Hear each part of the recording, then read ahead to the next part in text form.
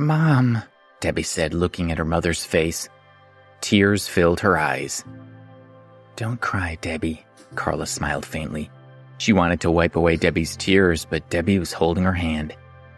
Mom, don't move. Debbie knew how weak her mother was. How do you feel? Are you in pain?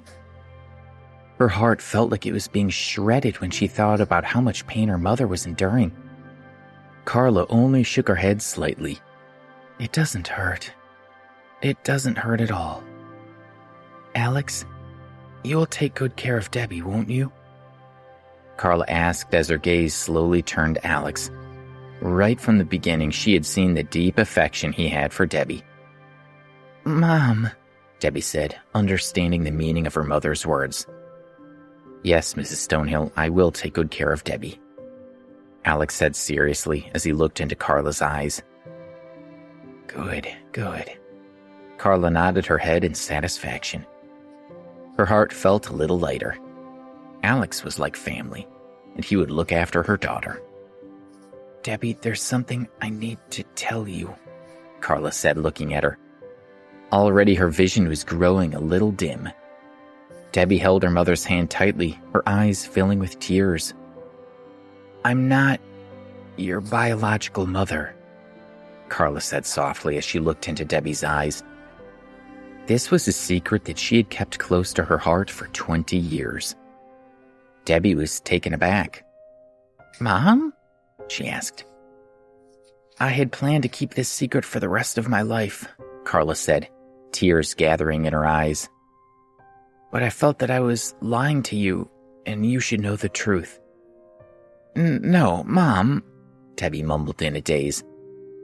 Carla was the only mother she had ever known, and now she was saying that she wasn't Debbie's biological mother. How could she accept that? Alex, who was standing to the side, was also surprised when he heard Carla's words. He looked at both women and realized that the two of them didn't resemble each other.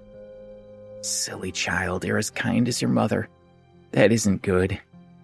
When Carla looked at Debbie's sweet face, she saw Debbie's mother. Touched by the reminder, tears slid down her face. No, Mom, you are my mother, Debbie insisted, growing anxious. Sweet child, I'm not worthy to be your mother, Carla said gently. Your mother is a dignified and elegant young lady, and I was just her young maid. Debbie shook her head slowly. When my young mistress gave birth to you, her family placed her under house arrest and she wasn't allowed to go out, Carla said. To prevent her from escaping, her family forced both of us to inject a poison. We could only survive if we kept consuming the antidote they gave us. Now the poison has flared up in me. The medicine only alleviates the illness for a while. This time it's too late. Mom, don't say any more, Debbie begged, but she had already begun to accept that Carla was not her mother. If I stop now, I'm afraid that I won't get the chance to say it later, Carla said gently. My mistress wanted to keep you safe and raise you herself, but then I learned that your family was looking for an opportunity to kill you while you were still a baby. Carla sighed. I told my mistress straight away. She was thoroughly disappointed with her family and had believed that if she stayed at home, she would wait for a chance to make a move against them. But when we heard of their plans, we took you, knocked out the guard, and ran out of the house.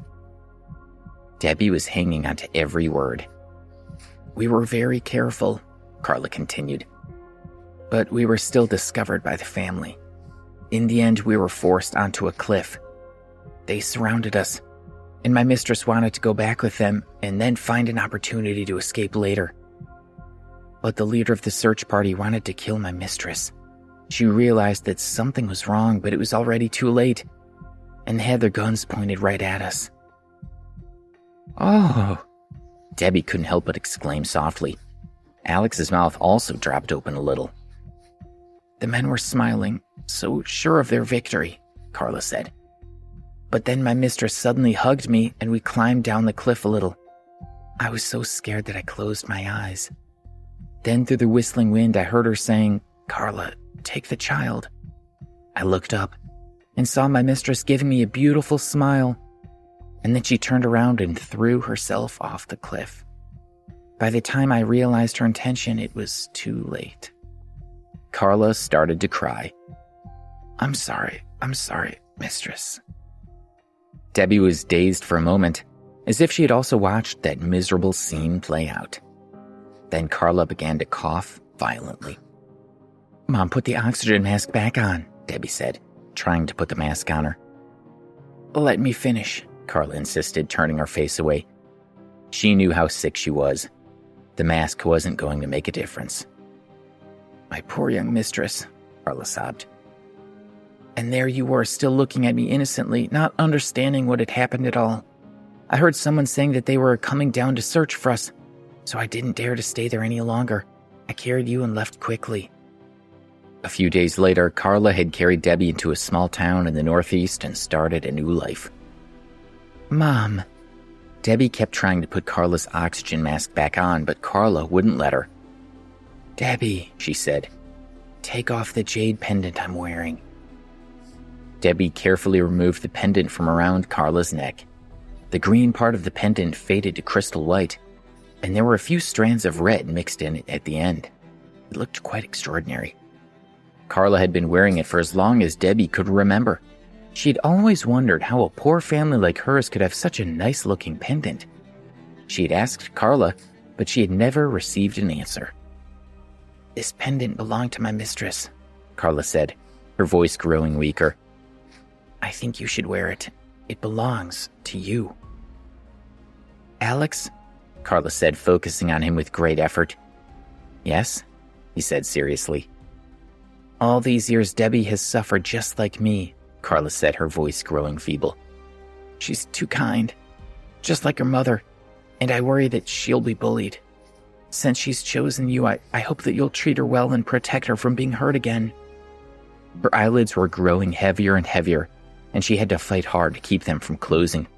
She had to hear Alex's answer. "Okay," he said solemnly. "I promise that, as long as I'm around, I won't let Debbie get hurt.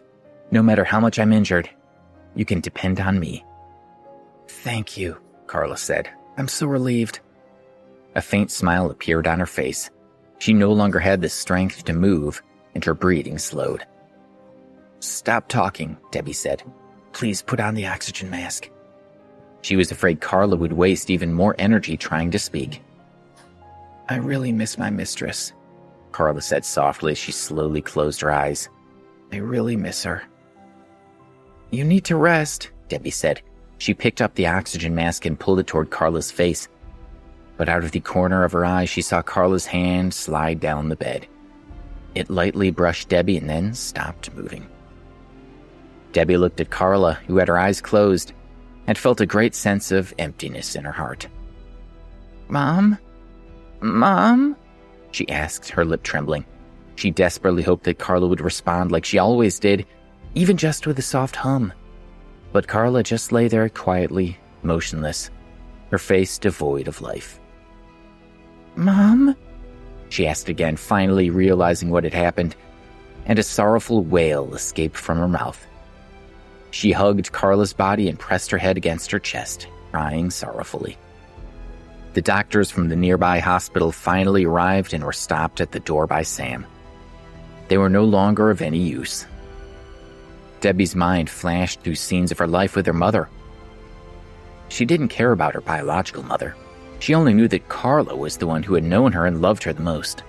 Carla was the woman she was the closest to, and now she was gone forever, leaving Debbie an orphan with nothing but memories.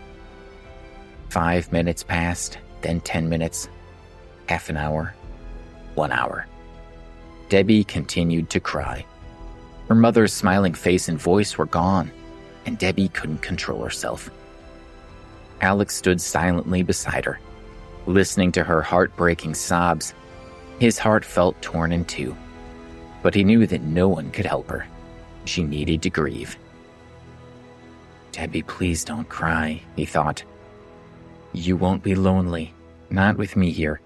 No matter what the future holds, I'll stay with you forever." Please subscribe to the Pocket FM YouTube channel and press the bell icon for instant notification. Check out our channel for more such exciting shows.